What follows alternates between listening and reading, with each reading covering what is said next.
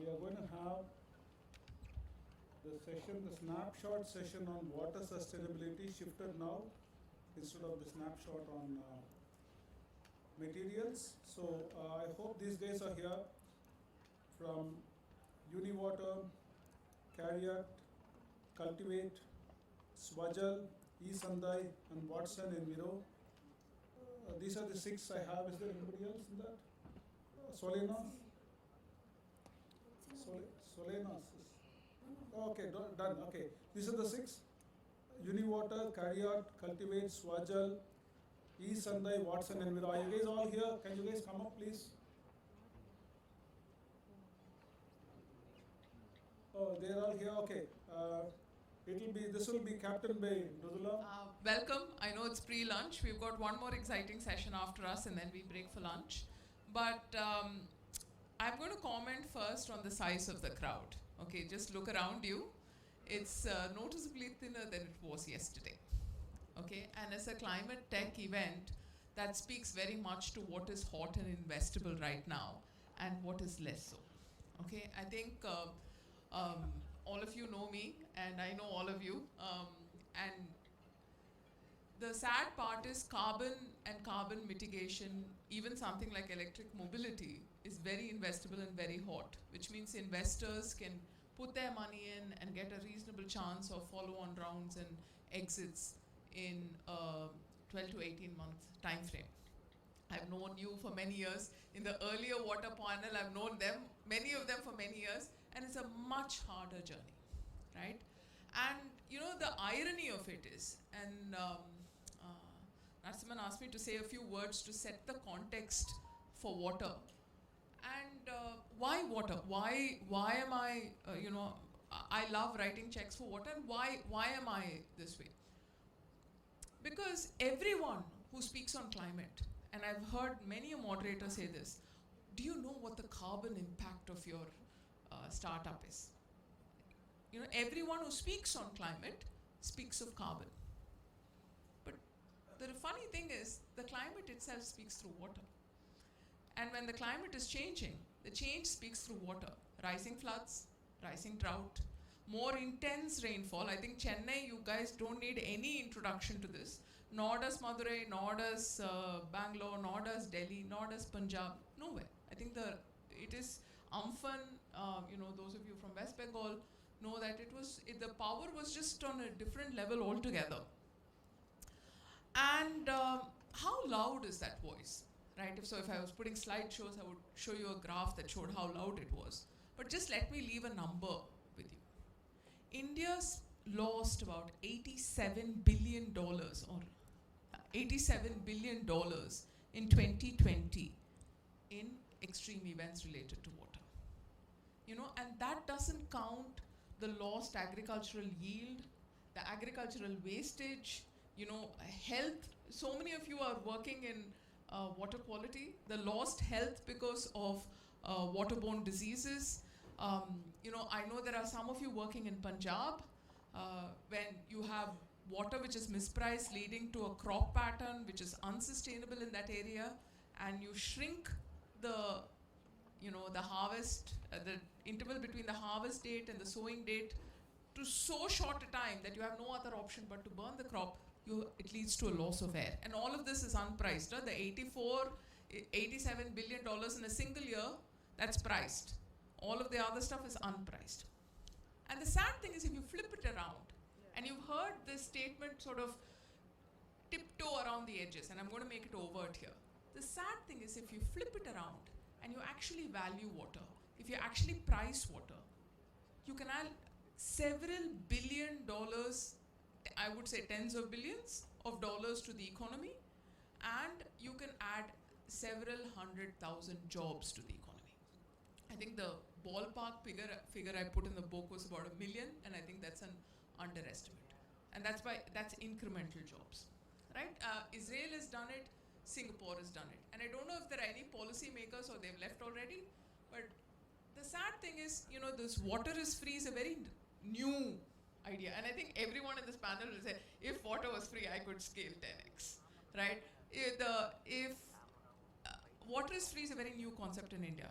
I mean, in Chanakya, in his Arthashastra, wrote of water pricing. And he said everybody pays for water, but the rich pay more. And we've forgotten that.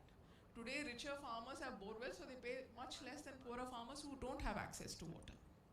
And because of the shortness, I'm just going to really shrink this. Yesterday, in another session I was in, the question was asked, why is e-mobility seeing so much funding and not water? Right? And same thing, water is not valued, and we have very little policy support for water. E-mobility, our diesel and petrol have like enormous taxes on it, which effectively acts as a carbon price. So many of the two-wheeler e-mobility startups, electric mobility startups have scaled so rapidly because there is a payback. I mean, again, in the last panel, I think if you talk of sustainability outside this room, it's not going to work. Okay, even you can talk of sustainability on the panel. Okay, the moment you go to your customer, you should really frame your solution to what he cares about or she cares about. And when you talk to your investor, they may say all sustainability, it'll get you open through the door. The moment you sit down with me, what is your revenue? How much are you doing? How much cash do you have? When do you expect to raise it? And I've spoken to many of you that way. So it gets you through the door. We're all in that room because we're interested in sustainability. It ends there. And e-mobility has policy support, it has price support. Water has neither. And therefore, here we are. That's changing, but it's changing slowly. The good thing is for the angels in the room, when it's changing slowly, that's the time you want to be in there. Because the moment, you've got policy and, subsidy support, it has moved into private equity space. It's no longer angel space. Okay. So with that, I'm going to give a quick thing of what I want from you, and just so that you can compose your thought. Very briefly, so that we can have a rich discussion, and if we have time, we open it out for questions also, or leave questions seated. I want you to articulate what is the problem statement that you're trying to solve. Let's leave climate separately. I want you to articulate what is the problem you're trying to solve.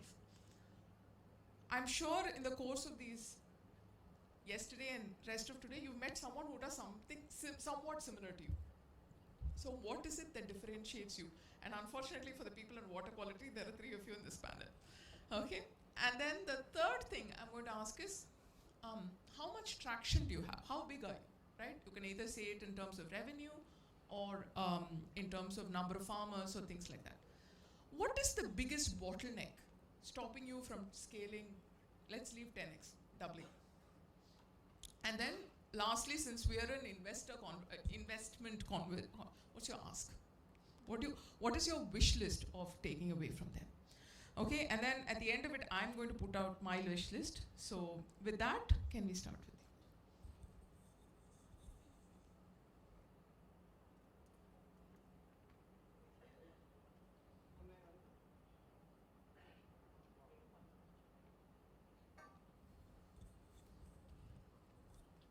Yeah, I'm Chandrasekhar from Watson. As the name indicates, it's water and sanitation. I never even dreamt of being an entrepreneur or a waterpreneur or whatever you call, or a social impact entrepreneur or whatever it is. A chance to be in as a heritage enthusiast, going and documenting all the dilapidated temples in and around Tamil Nadu.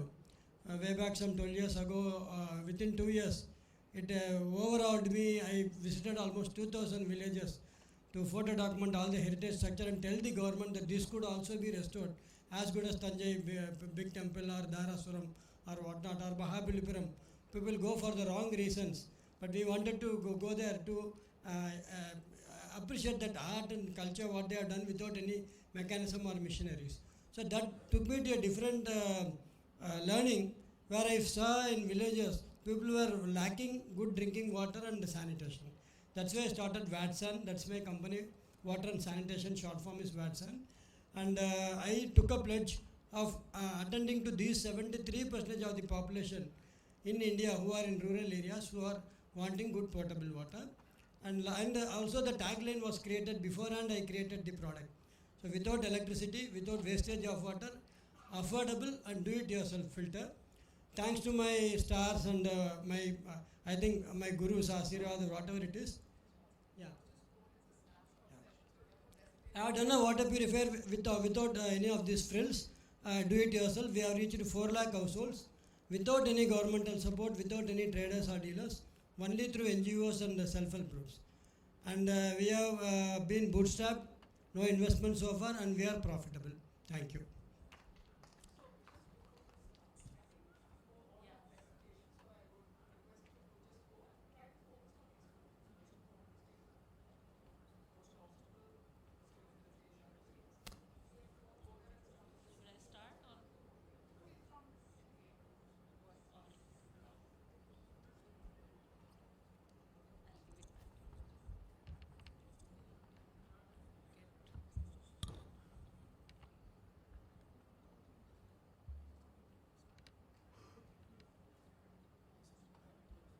Yeah. So can Uni Water is first. So why don't you go first? Vibha, I think they've given me a different order. Sorry, they gave me an order just now. Apologies. So while we're waiting, I'll just do the moderator thing and give you a tidbit. India is the most vulnerable country to climate change. And I think 1.5 degrees, that window evaporated about 5 years ago. I think 2.5 is also it's a forlorn wish. So if we don't solve water, we're in a real problem.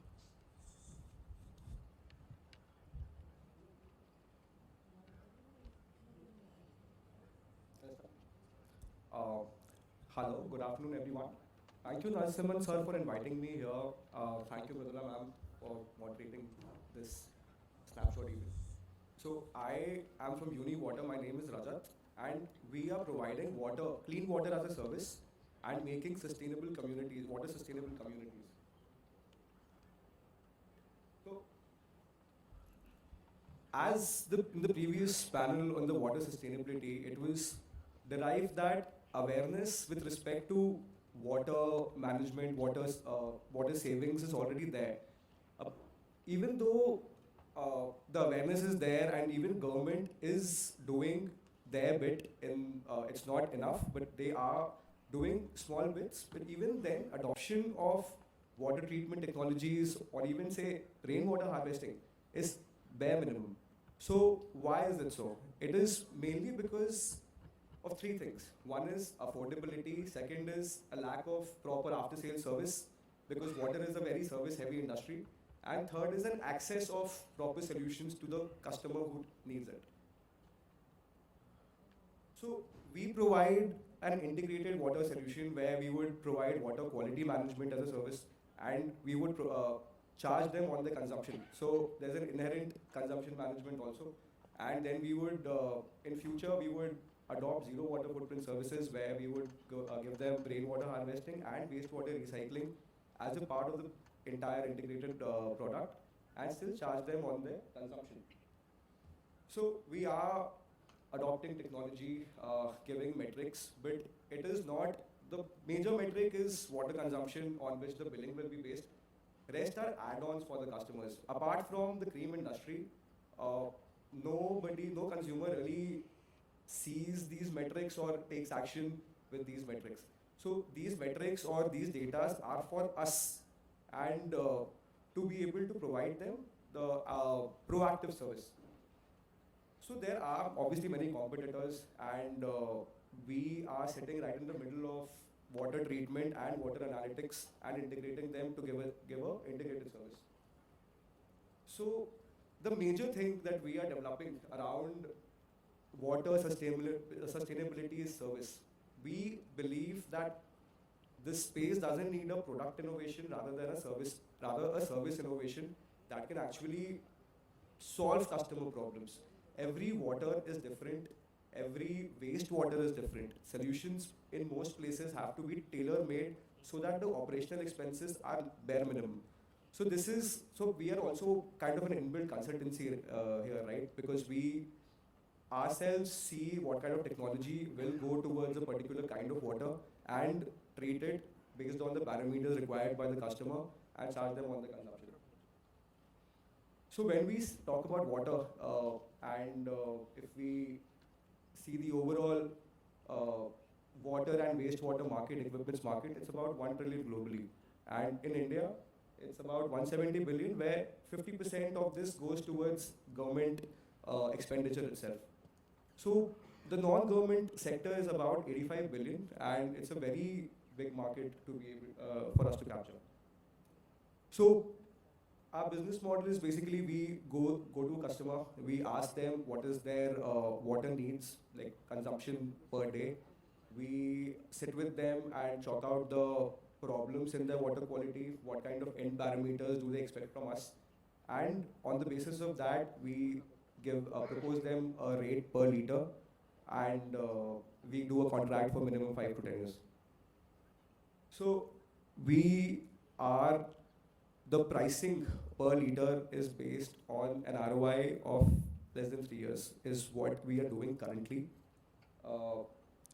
There's an example given. If there's a flat of, say, 50 flats, 5 people in each flat, then the consumption would be about 40,000 liters. And if we charge, say, 15 paisa a liter, then the metrics that we told you, it meets. So right now, what we are doing, we are working on 2 business models. We are a startup who has been customer funded.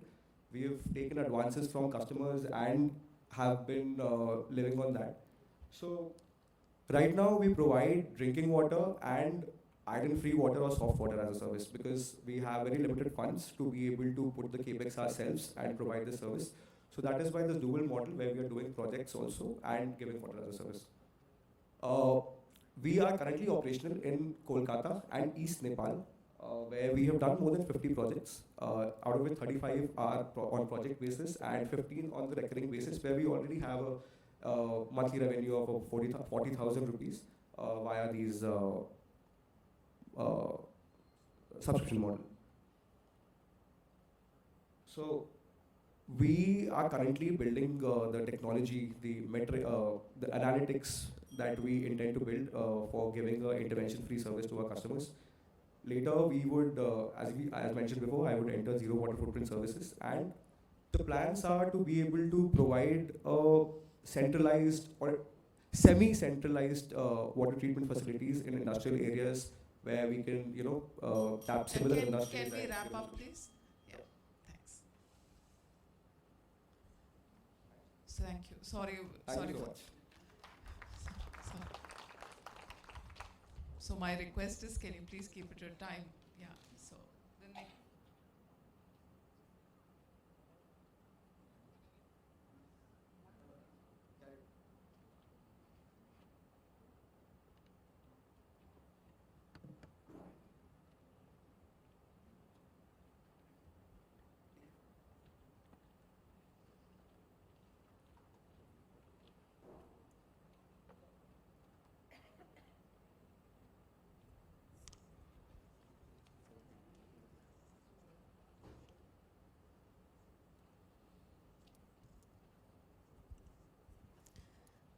Hi, vanakkam everyone. Thank you. Okay. So thank you for this amazing opportunity to present among such great audience. I would say I'm Jessie DeCruz, and I'm going to be representing Carriot Smart Water Solution. So what we do, and what is Carriot? Carriot uses IoT, and it monitors a lot of quality and quantity parameters in real time. So if I have to talk a little bit more about what the concept is, there's 2 components to it. There is a hardware component to it, and there is a software component to it. So with regards to hardware, what the system does is it collects a lot of information from quality sensors, components, different meters like quality and quantity meters, and through which it takes all the data from this using an IoT gateway and carries it over cloud, and from a cloud we're able to view it on a smart or a mobile device. That's as simple as it. So what all information we are able to do? So we're able to collect all the information in real time. All the data is collected real time. We're able to automate a lot of operations where in certain places a person is manually required to go travel to different locations. They'll have to travel multiple kilometers in order for them to go reach that destination, and then do basic operations like, you know, on-off operations or checking the equipment health. All that is something which Carriot is able to provide a solution. What we believe that a lot of complex situations or complex systems, it tend to fail because they don't have a monitoring mechanism. And that's exactly what Carriot does. What Carriot can provide is it can reduce a lot of operational cost because of all this repetitive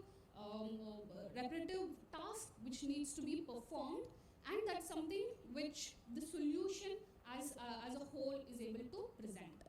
I want to talk a little bit about few different sectors that Carriot solution can cater to. One of which is a government-based sectors where any kind of a official, any engineer sitting down at their office, they're able to make informed decisions. How are they able to make these informed decisions? Because they have data with them. They're able to do remote operations. They're able to automate certain operations like motor on-off, or they're able to cut off valve, they're able to cut off power supply. All this is something they're able to do. What Carriot can add on is they're able to fit in with multiple different components, not just a particular meter or a sensor, but they can integrate with multiple different components. Like for example, PLC, we can integrate it with PLC. SCADA system, a complex system where it requires a skilled person, it requires a person who's, or an infrastructure where a person is sitting down and then is able to download reports manually. All that is something which Carriot minimizes, because any lay person, any unskilled person is also able to view reports in a very simplistic form. If we move on to another sector that we've kind of catered to is industries. Industries cannot afford a single day of downtime, and that's something which we are able to provide, because we can automate a lot of different operations. We can automate a lot of solutions with the help of the IoT technology, Internet of Things technology. We can increase the productivity of all the operations which are happening. This is a live stimulator. If you can see that right from the source till the tail node, how much of water is being passed through. If there is any blockages, if there is any fluctuations or anomalies which has been identified, the Carriot solution is able to trigger that, and instant notification is given to a user on a dashboard. They are able to quickly go and they are able to resolve these You have these one more problems. minute. One more minute. All right, okay, sure. So they're able to resolve all these problems in a very short span of time. Another is commercial sectors. A building manager, let's take hotel for example, they're able to even find out per flow wise, per room wise data, and they're able to manage it effectively. Another sector is high-rise apartments. A lot of people earlier were talking about how if we do not save water today, we are going to pay for water tomorrow. That's exactly what is happening in many of the apartments currently. So we can, or we have introduced pay-per usage, where you only pay for water, how much you're using. Tank lorry management, automating a lot of motor systems, all that something which we can automate. This is one example where we have introduced 10 a seconds pilot. more. So little quick. Always. So we have done a pilot project in Tiruchendur. We've used solar operations, solar power as well in certain locations. We have also done it in Chennai Metropolitan. And this is the milestones that we were able to achieve so far. And we've also got empaneled by Jal Jeevan Mission and Swachh Bharat Mission, and there's a letter that we've mentioned. We have kind of worked with almost 30 different clients, and some of the clients which we have worked on, there's a slide mentioned. And these are some industries and sectors that we haven't yet worked upon, and where we see an immediate need for Carriot solution to be here.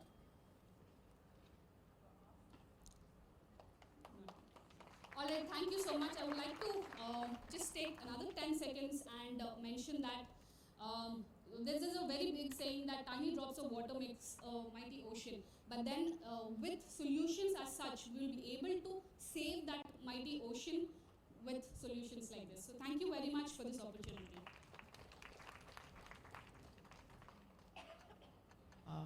My fellow panelists, I'm not being harsh, but we have a lot of people and we have one more session right after us before lunch. So please try and keep it to 5 minutes and try to articulate what differentiates you, what is your traction, and what's your ask. Quickly, please.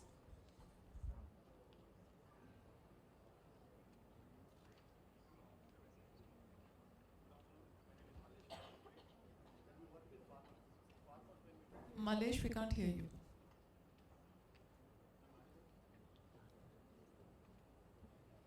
Sorry.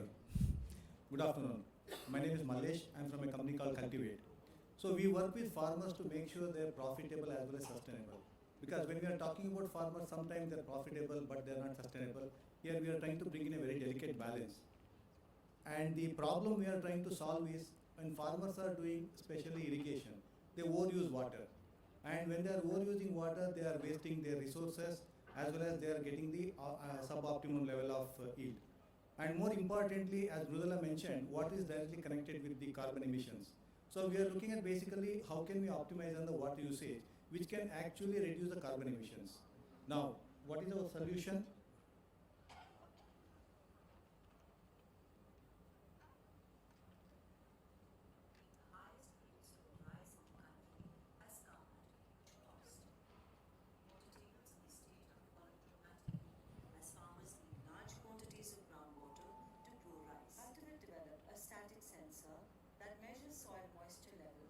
Sends data in real time every 30 minutes to cloud servers. When moisture levels drop in the soil, the farmer receives a message to irrigate his fields. Once soil moisture reaches the appropriate level, another message goes to the farmer to stop his pump. This precise advice to farmers allows them to let fields dry up and flood alternatively, thus saving 50% of water.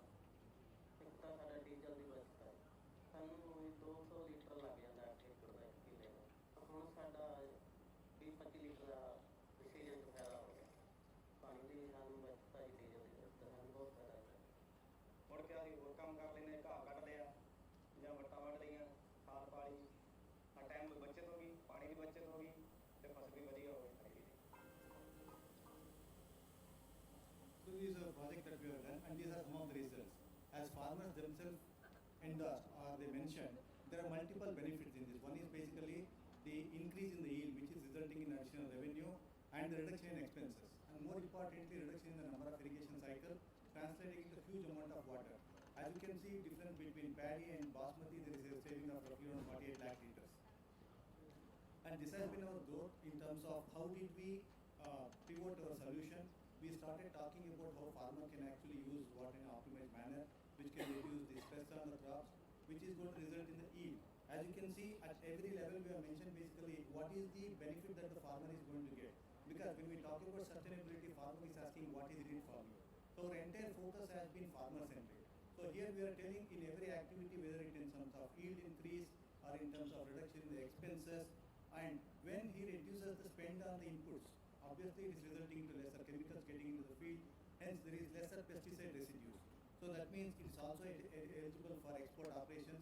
And most importantly, when we are talking about with these exporters, they mentioned if you can build the traceability, why don't we move towards carbon? So this summarizes basically in terms of what is the farmer spending in terms of getting a solution and what is the return on his investment. So which is what is giving us good traction in the industry. And I have split into two parts. One is what is guaranteed, that means what farmer is going to get in his hand directly as a result of yield increase and the lesser spend on the inputs. And the second part is the export and carbon, which are potential things, so that's why I put it in a different part. Our model is purely B2B, where we work with corporates like Olam or ITC or Cisco Kisan kind of companies. We understand what is corporate problems, solve the problem, because we cannot go to corporate saying that we are going to be just addressing the farmer problem. Farmer problem there definitely is going to get addressed, but we are also trying to solve the corporate problem. And once we complete the first season, we get an understanding of what is the problem we are solving for the corporate and Hence, what is the hook between farmer and the enterprise? This has been our growth. Till date, we have cumulatively done roughly around 8,000 plus acres of land in farmers and covering over more than 1,000 farmers and around 1,250 sensors. So this has given good opportunity for us to understand basically what are the key areas that we need to focus in solving some of the problems, and now we are ready to explore further. This is some of our recognitions and customer base. As you can see, we have got good support from multiple tech giants, like it could be Cisco or Google kind of things. And in terms of customer base, we have got ITC, we have got Unilever. Most of the pilots are done. We are ready to get into the what we call the next stage of commercialization. This is a team that is powering all these activities.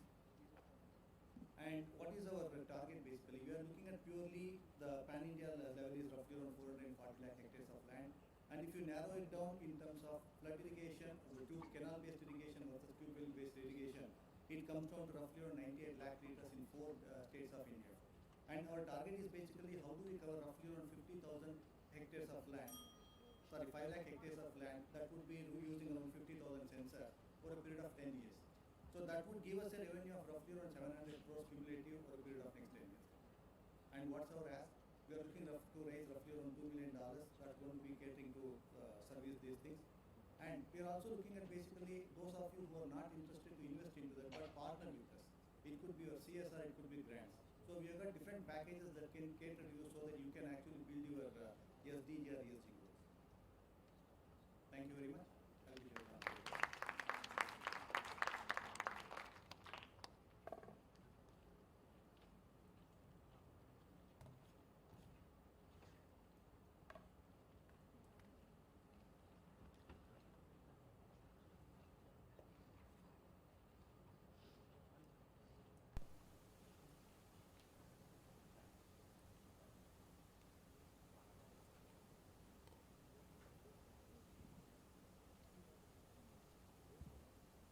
Hello everyone, I'm Viva and today I'll be talking about wound. So before I start, let me just talk to the Chennai guys. About 10 years back I had come to Chennai and I was visiting a colleague here in IIT Madras. And so as I was climbing down to her apartment in stairs, there was some milk falling because some monkeys had actually broken the milk sachet. And she was in tears, and and I thought that now she can't make tea for me, so that's why she's upset. But actually, she was upset because she has to use 2 buckets of water to clean that milk.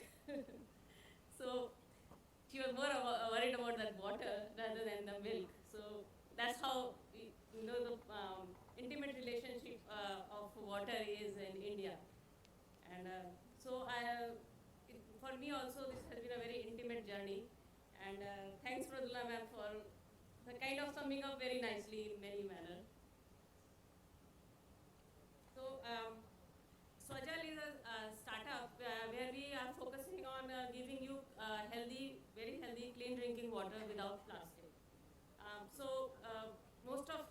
Many of you might be staying in a hotel, and how many of you did encounter a plastic bottle in your hotel? So you would find that, but now as you will go more and more, you would find that there are lesser plastic bottles, and that is what we are working with Swajal on. So as far as measurement of carbon, so plastic very well that we started working in 2018 on this particular problem, and a typical 5-star hotel uses about 4 to 5 plastic bottles, minimum of 4 to 5 plastic bottles in their rooms.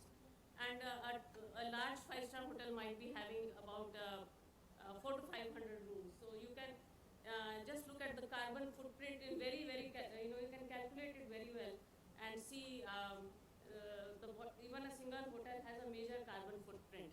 And so if you multiply it across India, you would find it's a humongous carbon footprint that these hotels were having. And the second problem which we had started working on was the corporates who were taking these 20 liters bubble jars. And they also, so it's one thing, of course, the bubble jar is reused in India. But the other thing is that that jar was sometimes transported as much as to and fro as much as 100 that was the carbon footprint of the miles that jar was traversing was humongous, and not to talk about the plastic, microplastic which goes into our stomach from all these bottles. So an average person, for your information, can consume as much as plastic worth as much as one credit card in a month. And this plastic is not just harmless, it actually affects you and your hormones in several variety of ways. So our task was to how to make a business which will address this major problem while giving the cleanest, healthy water. So here are a few of our offerings which we have currently started with. So we actually started with the water ATMs. So we were working with the common public, giving them water in railway stations and other public places and slums as well. And then we actually started working with the 5-star hotels and the corporates. So these are our 3 offerings. And in order to provide this best quality drinking water, we use 2 types of technologies. So we have married with the healthiest drinking water using a water stack. Water stack in a simple fashion is simply a smarter way of filtration of water. So while home purifiers and other standard purifiers were using smaller filtration systems, we actually made it smarter so that the loss of water was as less as 10% while it was properly mineralized. And we were able to give the customer the data for through our tech stack. So the tech stack is somewhat similar to, I think, my other colleagues, but what we specialize in a very detailed data which we have now accumulated since several years. So here are some of our customers. So if you are traveling today, there is a good chance that you will encounter one of the machines, and there is a good chance that you might have already had a water from one of our machines. So we are present in airports, in lounges, we are present in several 5, 4 and now 3-star hotels. And we provide a major ESG impact. So with the plastics, we are actually serving about 2 lakh plastic, 2 lakh bottles, glass bottles every month. And so we have a very addressable market which is growing fast. And let me just say that you can contact me about the any other information before. Any ask that you have? So yeah, so we are already doing pretty well in terms of we have demonstrated our growth, and we are now looking for $7 billion capital. Next, Selvan, can you? Before he goes, there is an ask I have, okay, for all the startups here. In the water sector, I know we're all doing IoT and fancy stuff and all that, and I said this last night. Can someone train 1 million plumbers for India? I'm not joking, because we really, our leaks and our plumbing system, our toilets, everything is really, really bad. I think there is a real opportunity to build water resilience if you do plumbing as a service. Fundable also.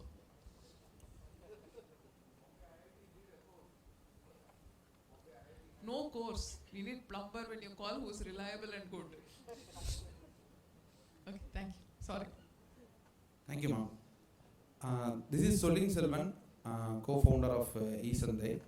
And first of all, I wish to thank Chennai Angels CLIMAFIX for giving this opportunity, because I am the last entrant, last minute participant in this. So being into eSandai is basically a agri-produce supply chain company, but it has a vision on its own vision to become an agri-tech company also. So we have some play in this, some part to play in this water sustainability also. So this is a video actually, but I can't able to play this. So this is a traditional supply chain of Kirana stores. What eSandai does is, I will tell a small story. So every one of us will be somewhere from the tier 2, tier 3 city. So in every tier 2, tier 3 city, there will be numerous taluks. So in every taluks, there will be 50s and hundreds of Kirana stores and restaurants will be there. So in their supply chain, perishable goods alone, they will be like going to the nearby market to purchase maybe 20-30 kilometers away from them. So Eastern what does is we want to cut down 2 to 3 intermediates and 2 to 3 intermediate markets, almost 5 to 6 entities actually. And we want to source produce from farmers or farmer aggregators all over the country, and we are supplying to the businesses in tier 2, tier 3 city. So we are not into metros, as we don't want to compete with big fish actually. So in this year we did around 3 crores of revenue, and the current year we are at a rate of 6 crores revenue. Till date we are bootstrapped, and currently we are raising seed round from Native Lead, Chennai Angels, AIC Raise and Tamil Nadu Infrastructure Fund. So next year we plan to go at 10x growth, that is 30 crores revenue, and at all apart we are doing this at like positive cash flow, that is we are in positive unit economics. So adding upon, we are not just like a agri-produce supply chain company. So we are using some tools to reduce the wastage in the supply chain. So in current traditional model, every market consumes around 20 to 25% of food wastage due to like supply and demand. We know very well any product like a laptop, system, maybe this kind of chairs is manufactured and sold at the rate of MRP. MRP will be calculated at production cost, marketing cost such a way. But perishable goods alone is not calculated at its production cost. It's calculated on supply demand. Even God doesn't know what's the price of tomato tomorrow morning in the market. It may be 4 rupees or 40 rupees. It depends upon the supply. So we are working on a model to match the supply demand in a market so that the produce need to be priced according to the production cost. So we are working in 3 places. Our phase 1 is demand-led supply chain, where we have just wastages below 3% and our return percentage to customers is 0.8% for this year. And the phase 2, what we are doing, like to match the supply demand, when the market may get some 50 loads of tomato, where the requirement will be 10 loads. That is our supply, our demand is actually static. We always consume the same volume of food, but the perishables which is coming is the very erratic supply. So we want to store those goods in we have found some 3 to 4 produce like tomato to blast freeze it at a cost of 3 to 4 rupees, and the storage cost of that blast freeze tomato is just about 1 rupee 50 paise per month actually. So we are able to sell it out in a better price like 50-60 rupees, and we are doing that now. And our phase 3 is like our MVPs. We want to give a tool to farmer where when they sow their produce itself, they can able to predict the price when they cultivate it. So in that also we are working now. So as I told earlier, like we have a problem statement of excess supply and short supply. When there is a excess supply, farmers is not getting the right price. And when there is a short supply, consumers is bearing the burden. That is, they are paying 80 to 100 rupees for a kg of tomato. So we all did this in a city called Perambalur. It is a lean startup model. So now we are expanding to multiple places in coming days actually. So when we give an opportunity regarding water sustainability, farmers is the main stakeholder of us. So in every day, whatever we discuss with our team, we can able to understand the problem statement of farmers. So in that, water is the major criteria. To make it very short, I will tell a short story, ma'am. So 2 years back, I met a farmer who has 2 acres of small onion. It was valued around 8 lakhs actually. So we met him around 12 o'clock morning. So tomorrow, next 2 days, it's going to be a heavy rain for them. But farmer doesn't know that knowledge actually. We told him that tomorrow is going to be rain, so you cultivate today. So he cultivated an acre, which is 4 lakhs worth of goods. So we bought that, but next day, another acre of small onion, which is 4 lakhs, is totally wasted. So from there on, we started to work for farmers, which is free of cost to them, because there is no revenue model in that going forward actually, not immediately. So we are giving IVRS calls and messages to him, which is cost of only 20 to 25 paise, but they are saving at a very bigger volume, that is 4 to 5 lakhs they are saving. So there is lot of things to be done. I am not going to ask for anything for Sunday actually. So lot of 20 paise need to be invested to save more 4 lakhs for the farmers actually. Thank you.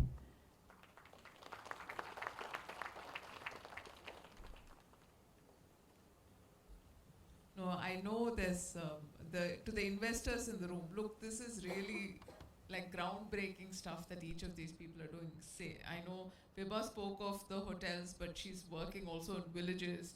Selvan is reducing agricultural waste. India loses, anybody's guess, this is a number picked out of the air, 30 to 50% of their agricultural produce. And it's also, Madhya Pradesh, which has done a superb job, the fields were on fire because sometimes there's too much produce, so you have to balance both. So, I mean, all of these people are doing really groundbreaking stuff.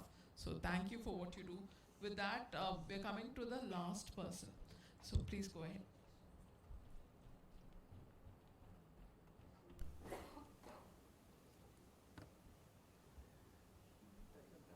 Yeah, I think I have already explained the product to you. So if you look into the space,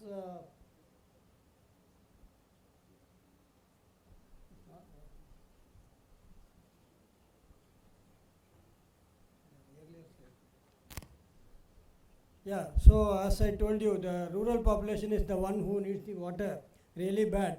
And India again stands first in the countries where the accessibility to water is not there in most of the populated areas. So even if you look into the market potential, it is 6 lakh villages which covers the 73% of the population. Thereby, it is better business sense if I am able to cover this 72% of the population and sell water purifiers to them, rather than focusing on IoT, cloud and automation to the so-called people, elite people who have 100 choices to drink water, and it is they who waste water as well.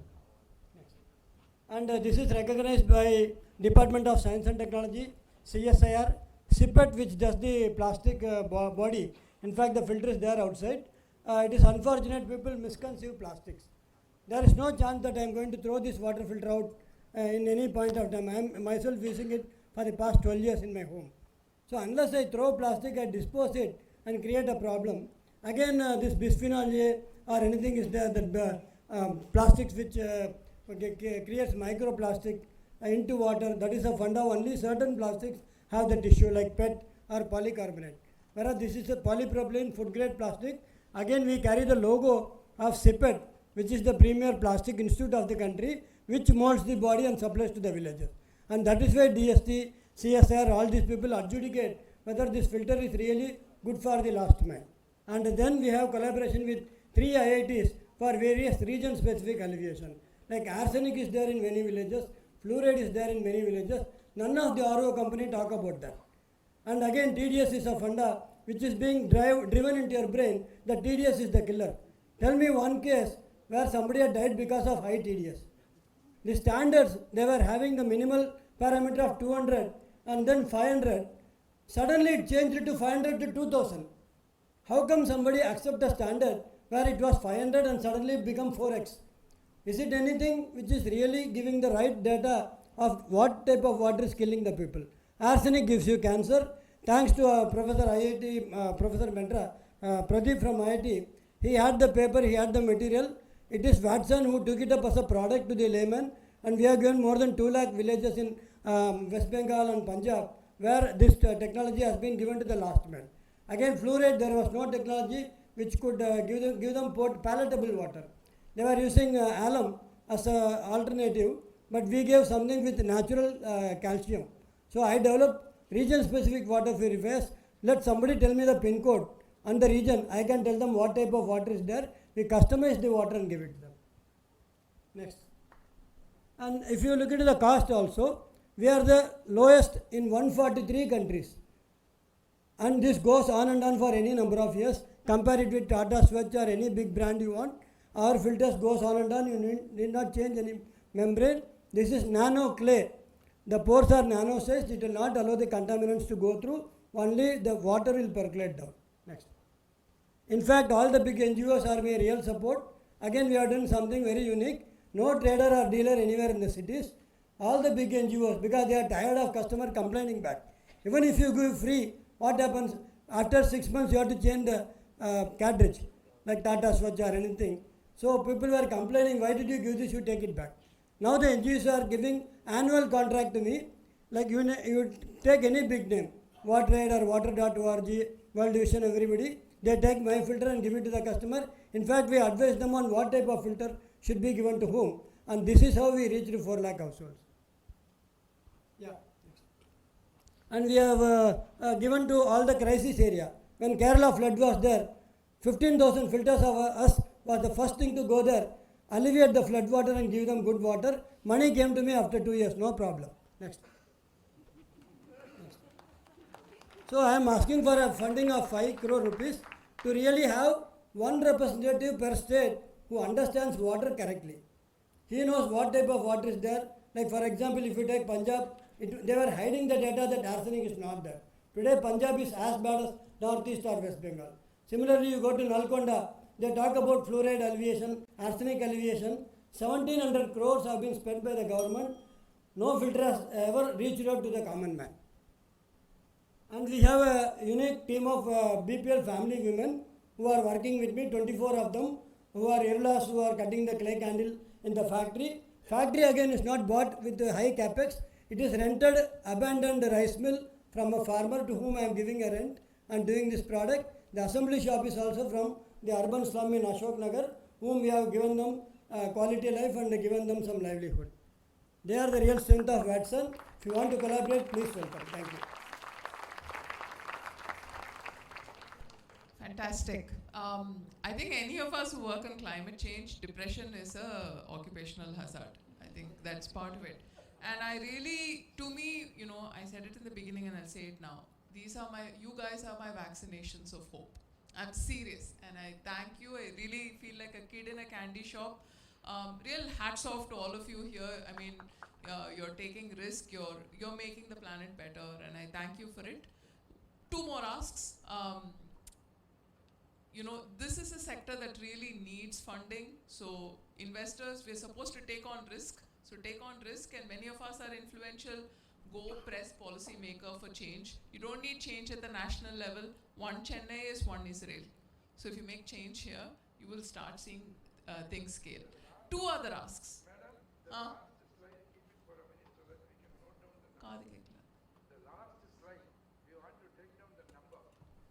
So the last slide, they want to take down the numbers so we can put it. 2 more asks. 2 business models are not there at all. The tanks which are disappearing and forests which are less healthy than they would like. Anybody has ideas, please come and talk to me. Afterwards, he'll connect with you. So Narasimhan, I hope I'm in time. So thank you so much.